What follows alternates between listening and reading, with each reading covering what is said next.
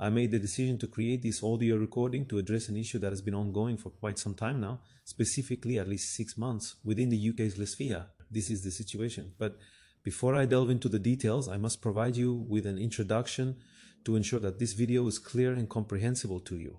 Essentially, it's all the countries we currently discuss in Western society. We're not only referring to the West, as there's Asia, Russia, Australia, and Oceania. These are essentially the only nations you could argue aren't entirely under the influence of feminism. They are, in a manner of speaking, westernized. It's in Central Africa, a no man's land where few would want to live. But in any case, all the other parts of the world, including developing nations and those engaged, are westernized, and each one of them is gynocentric. They are gynotheists. Essentially, in all these nations, the prevailing belief system is feminism. However, even among these nations, we must make a distinction between the following. There are traditionalist nations and there are feminist nations. So, what exactly is the difference? Let's proceed.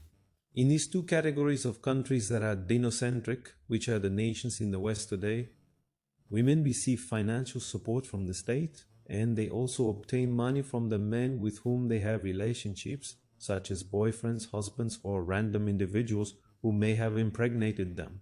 Additionally, depending on the laws in the country, even a boyfriend might be involved. So they receive financial support from the men they are involved with, and they also get money from the government. The main difference lies in the fact that in a traditionalist nation, the majority of the financial support they receive originates from the men they are involved with. This could be their husband, ex-husband, boyfriend, or even a man who simply fathered their child. A considerably smaller portion of their income is provided by the government. Thus, it can be deduced that, generally speaking, Western countries with lower levels of wealth, such as Brazil, tend to be more traditionalist because the government expects men to bear the financial responsibility. Because, as I've already said, Brazil is feminist and socialist as fuck. It just doesn't have all the welfare that we have in Europe, for example. Brazil is poor. It's not for lack of will, it's for lack of money.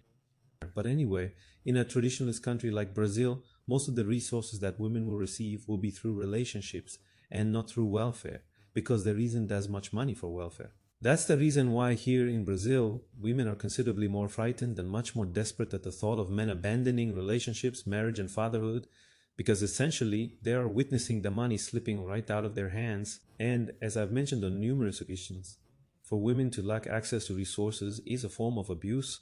It's a type of violence, you understand? Not having access to something she desires is indeed violence. We can already observe all of this being integrated into Maria da Penha.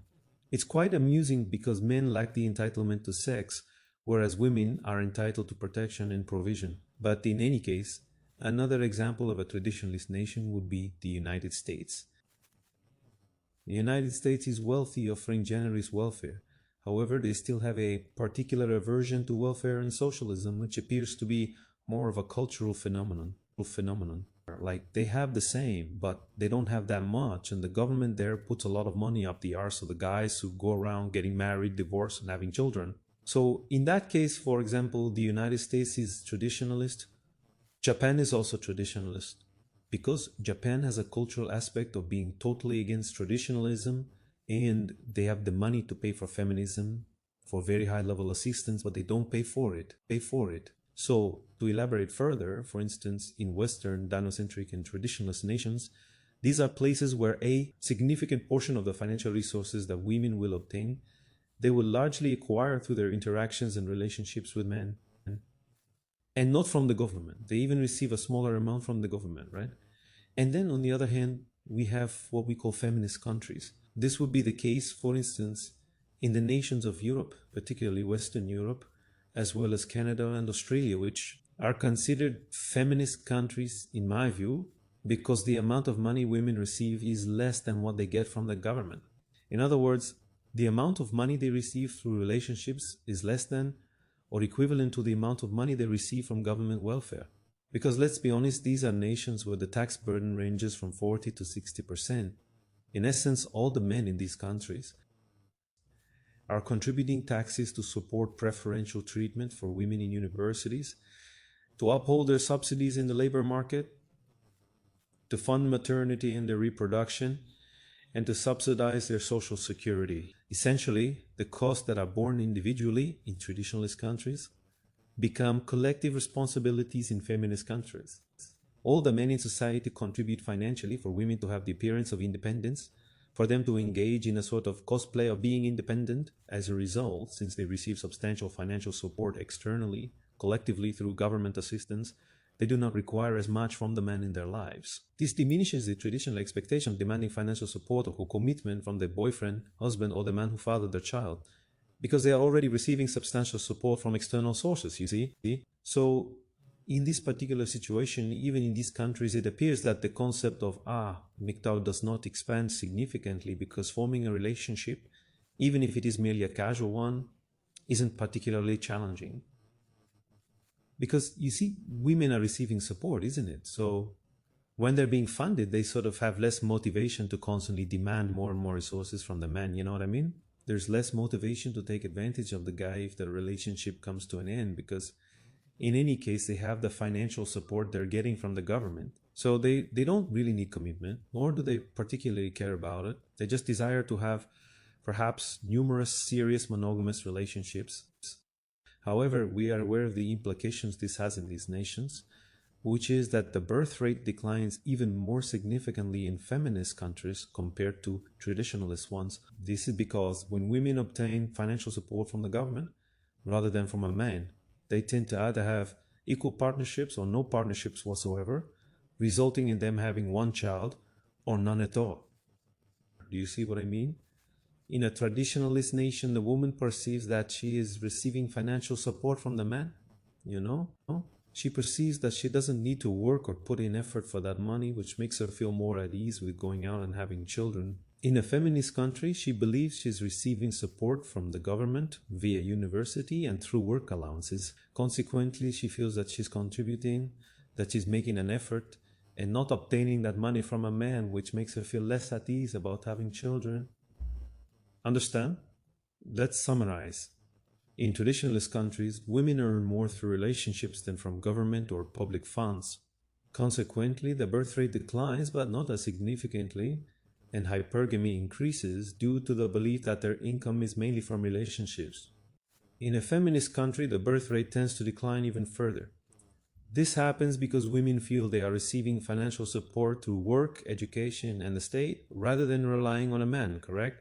Additionally, due to this sense of independence, where they don't feel the need to obtain money through a man, hypergamy slightly diminishes, making them a bit less demanding, isn't it? However, on both sides, the situation is not sustainable in the long term. It's essentially about taking the information, examining it thoroughly, and then analyzing it in detail. As men, as individuals, we are aware that these failing countries are destined to collapse eventually. They will inevitably undergo a transition to a different culture or society. But for us, we must consider which of these two models would impose a lesser burden on us. We can describe it in multiple ways, and perhaps the feminist model might indeed place a lighter burden on an average citizen. Unless, for instance, you're someone with a high salary who already pays substantial income tax. In that case, a traditional model might suit you better, as it means paying less to the government. It varies by situation, but since most men are average or from lower income brackets, perhaps a feminist system might be more beneficial. You know? But now that I've explained that, let's delve deeper into these dramas happening in the UK, because essentially it goes like this. We have Barbarossa, who used to be a content creator. I believe the last videos he made regularly were back in 2015. At that time, he was either still at university or just finishing his master's degree. He was still quite young, and we need to recall a bit about what occurred during that period. The most outspoken generation of women at present is still Generation Y rather than Generation Z. Generation Z is preoccupied with taking drugs, engaging in sexual activities, and doing a lot of irresponsible things, which results in more single mothers and a rise in STDs within society. It remains Generation Y. Those from Generation Y were born in 1980, isn't that right? In the years 2010 and 2015, these women were not concerned about finding a man, nor were they anxious about marriage or starting a family. So it makes sense that the perception a guy from the manosphere might have had at that time would have been more like, no, women desire to work, they wish to study, and women could indeed be capable of being responsible, of being independent, because they had not yet reached the age of 30 or 35. Isn't that right? And we must understand that this was the context when Barbarossa's channel began, which was sometime between 2010 and 2015. Moreover, Barbarossa was a prominent and active member of the men's law movement. The men's rights movement has spent a century, many decades, demanding that women should take on the same responsibilities as men and become fully independent. However, now we observe that this approach doesn't seem to be effective. That society is focused on genes, it consistently shifts the responsibility to women and doesn't require as much from them as it does from men. Moreover, women themselves don't desire it, they shy away from independence and self-responsibility. They repeatedly show this through their behavior and attitudes. Women aspire to have the same freedom and power as men, yet they are reluctant to take responsibility for themselves. This is precisely why the entire environment is so distinctly different. In academic, professional, and political settings, they consistently demand privilege and preferential treatment. They desire to have equal salaries and benefits as men, while working the same amount or even less than men. Do you understand? It's to the extent that we frequently encounter proposals aimed at reducing women's working hours, yet they wish to maintain their salaries unchanged. We must then delve into an analysis to determine whether it is the feminists on the right or those on the left who are providing them with more advantages, yet simultaneously granting them a pass, if you know what I mean. Perhaps even with these changing circumstances, for example, it might just be a temporary thing. Or perhaps even with these changing circumstances involving Trump and Bolsonaro. In certain respects, we might even conclude that, oh my goodness, the feminists on the right are shifting the responsibility and granting even more advantages to women, putting them on an even higher pedestal. However, there's this material from Barbara Olson that in various videos he subtly addressed this issue. No, perhaps we need to empower women to be independent and responsible. Colteen, another content creator from Australia, like Barbarossa from the United States, a traditionalist nation, was still at university. At that time, women were also focused on enjoying life without seeking anything serious. Yet, Colteen continued producing videos. He kept on creating videos and staying updated with the news. Coltini, residing in Australia, a nation known for its feminist values, presents this argument in numerous videos. In my view, this is no longer suitable, as he seems to be making an error by somewhat contradicting himself. I don't believe that's the main point. However, I do think the point he consistently emphasizes in his videos is that we must compel women to take on responsibility and also to be independent. Yet we aren't even examining whether they can achieve this, even if they desire to be as responsible and contribute and produce as much as men do. Will they actually be able to accomplish this? Won't some of them potentially even lose fertility, similar to some women who join the army and attempt to match men's production levels? And then, is it truly feasible? However, regardless, Colton continues to emphasize this, and the point is that he didn't cease creating videos in 2015 like Barbarossa did. He continued to produce content, creating videos, staying updated with the news, and he possesses the statistics. Mate, in any country you visit and investigate, I recall there was a survey conducted in the UK, which is known as a feminist country, isn't it? Well, the survey revealed that merely 6% of women were actually saving money for a private pension. The majority were planning to rely solely on public welfare. Mate, we have data, we have statistics that demonstrate that at most, between 5% and 20% of women possess the capability to be independent and responsible and have the willingness to do so. Is more independent and responsible with the feminist laws in the CLT, you know. They're ready to work, study, and be self-sufficient in the current system, which provides that chance. But another 95 or 80% don't want that.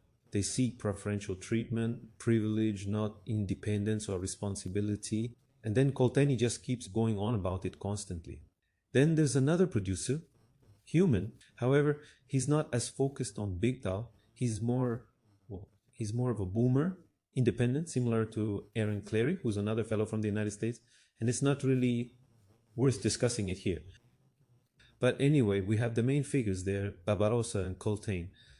Stardust doesn't really talk much about these legal matters. He's more Volso. He's been practicing celibacy for almost I don't know, somewhere between 5 and 10 years, he's more into himself, focusing on his hobbies. And Raging Go Legal, who is another American content producer, has been focusing on his hobbies for almost 5 years now. But from there, it leads to the following. The dating container produces a reasonable amount of content.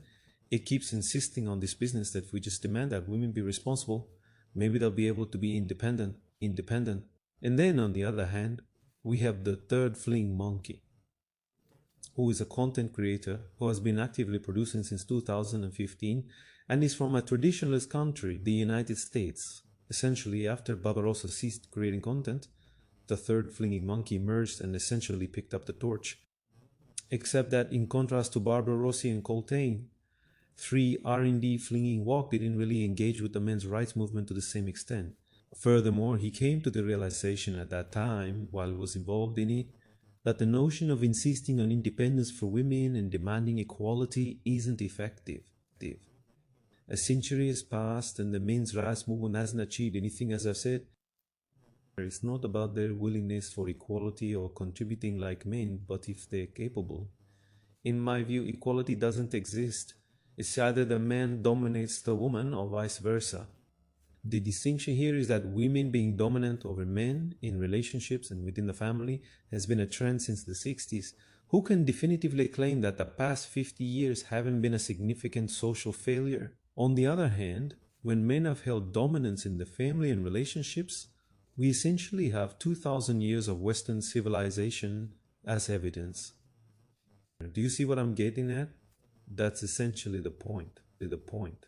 And another aspect is that, for instance, Third Fling Monkey has been consistently running his program since, well, I believe it was around 2016 when he started his news program. Each week he accumulates an increasing amount of news regarding privileges granted to women, more and more reports about preferential treatment favoring women, and an ever-growing amount of news about traditionalist laws that seem to be unfairly targeting men. It appears that Container is deeply immersed in his own world, fully engrossed in his academic research, and unfortunately, the guy just doesn't seem to notice it. They fail to notice the changes occurring, unaware that they are being increasingly oppressed, to such an extent that, for instance, these laws that continue to elevate women, attempting to treat them as if they were a group of innocent virgins from the 1940s, which was once a conservative country trait, are now emerging in feminist nations too. So, is there anyone taking action regarding this issue?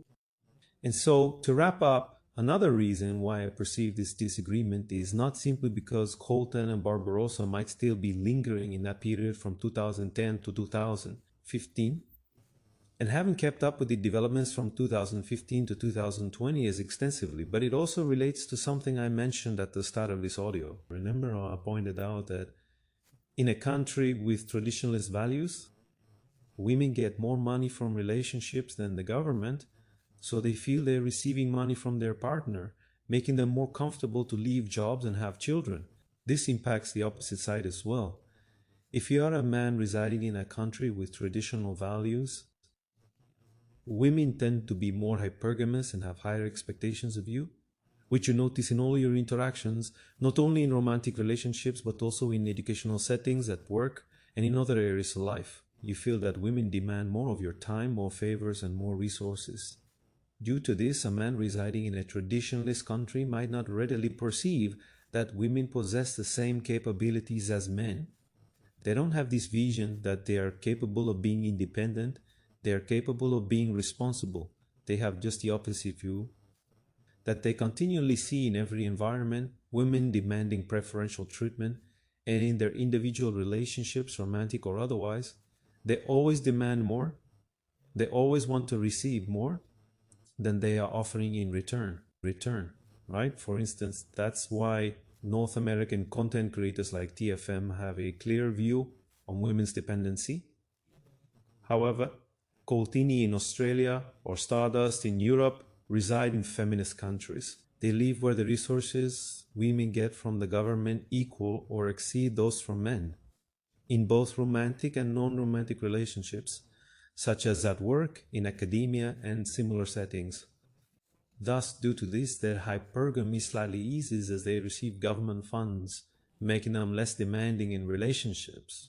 However, since they aren't directly dependent on their partner but rather on the government, they tend to commit less, leading to more casual relationships and promiscuity. Additionally, they feel less inclined to have children. However, as I mentioned before, there's an equivalent aspect on the side of men.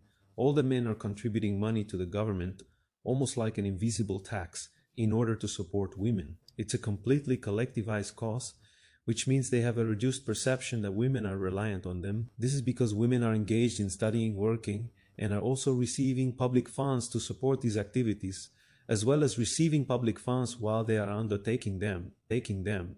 So the men aren't aware, they don't sense that they're paying women to act as independents.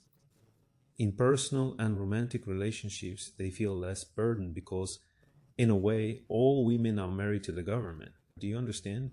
So it's this misconception that, for instance, men who reside in feminist countries like Colton and still do, because they are living in a feminist nation, and then in such a feminist nation, there's this heightened delusion that women are able to be responsible and independent. I mean, they are working and studying, yet you need to have an entire feminist welfare state where everyone pays 50% or more in income tax to uphold this falsehood. So much so that there was even a video I made back in 2018.